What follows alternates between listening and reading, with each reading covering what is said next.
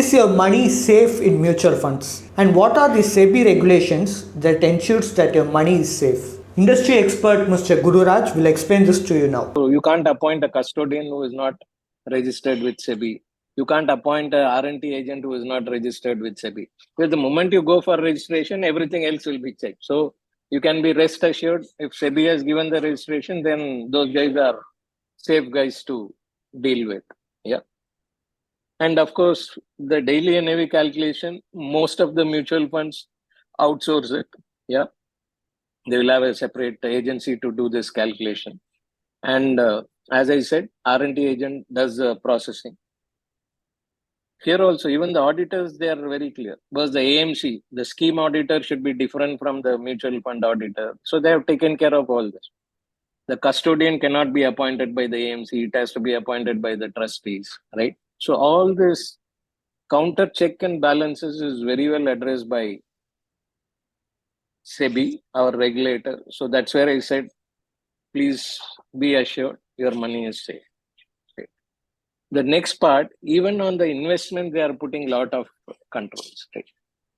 You gave the money, you are convinced that now, yeah, three-tier structure, my money is safe and all. For example, I can't go and put all my money in one stock or two stock or three stock.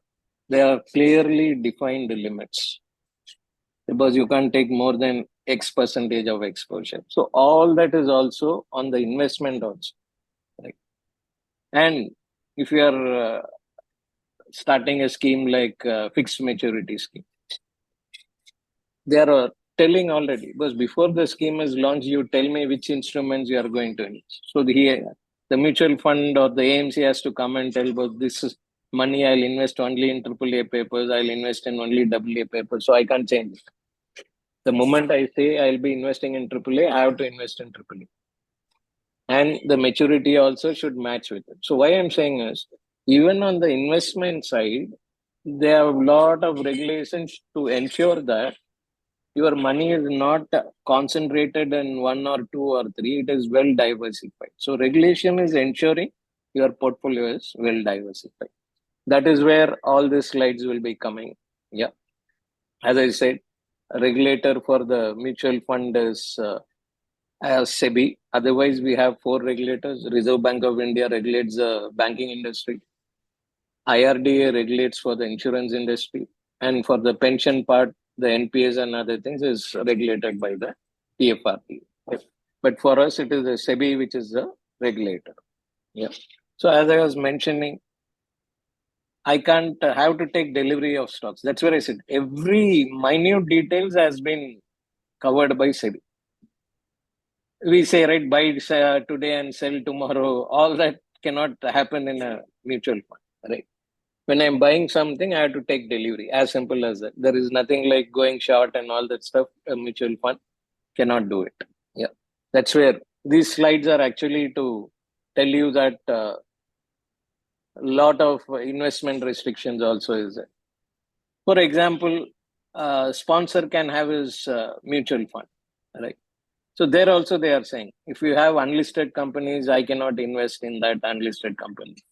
If you have a listed company, also more than 25% of my money, I cannot invest in your company. So why I'm saying is, for example, Birla has Indalco and all. I can never go and put money in Indalco blindly, right? Or a Grayson Cement. I cannot do that because regulation doesn't allow me to do it. Right? Similarly with the Reliance. So every mutual fund, if a sponsor is a company, you cannot do that. Yeah. So it is very clear. That's where I said, boss, you are in the safest place. Regulation is ensuring your money is safe. Again, I will repeat. When I say money is safe, there is no fraudulent thing which can happen, but the value of your money will depend upon where you are investing. Yeah. So these are some of the slides which are even for the debt investment.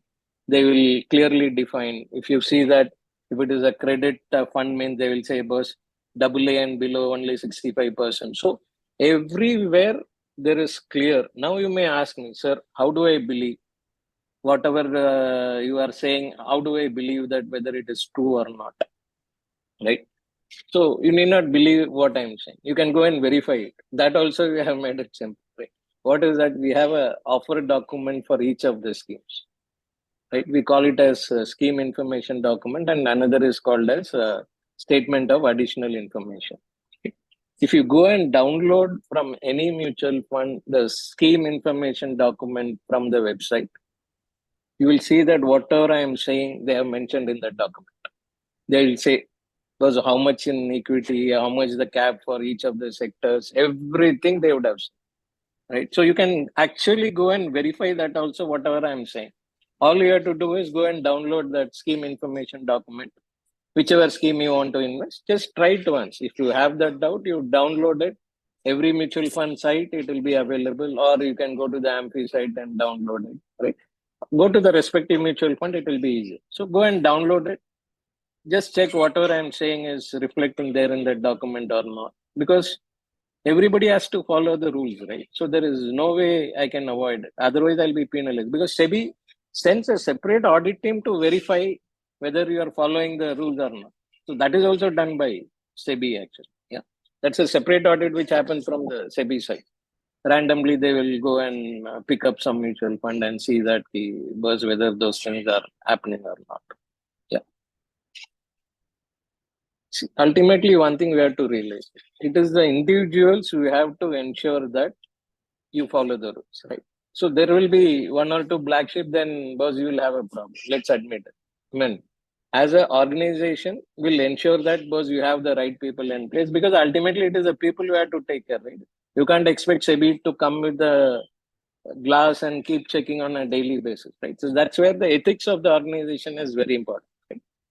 How ethical is the organization is very, very important. So when you're choosing a mutual fund, we need to keep that in mind also. Yeah. So these are some of the restrictions in equity, all that mean voting rights. See, today, the biggest threat for the company is imagine a mutual fund goes and takes a higher stake. The guy who promoted the industry may lose his voting right and he may not be able to implement. So regulation is ensuring that because you can't run the organization. There is a guy who is there who has put his money, who's doing his business. So they ensure that mutual fund don't take over the organization. So they restrict the voting rights also. Right? Why I'm saying is from every angle, regulation is taking care of. Because tomorrow 4 mutual funds can come and take over. Let's say each of them have 10% share, and if they want to do it, all that cannot happen, right? And other ways, they also ensure that the promoters are not doing any fraudulent because by voting rights they will check it also, right? So counterbalance is always there. As an individual, when I go and buy a share, I may get a voting rate, but my weightage is nothing. I can't go. I may just say, because I'm against your proposal. That's all. But if majority are agreeing, you don't have a say. Whereas in a mutual fund, we can ensure that the promoter doesn't do anything, any kind of frauds, right? So that is a power. So that's exactly we are saying. Yeah. Thanks for your detailed explanation. Are you in search of a personal guide who can remove the stress of handling your finances? Then please feel free to avail our expert consultation. And also you can attend our webinars to gain investment related insights. Both the consultation and webinar are absolutely free and you can find the link in the below description. Please like and share and do subscribe to Holistic Investment.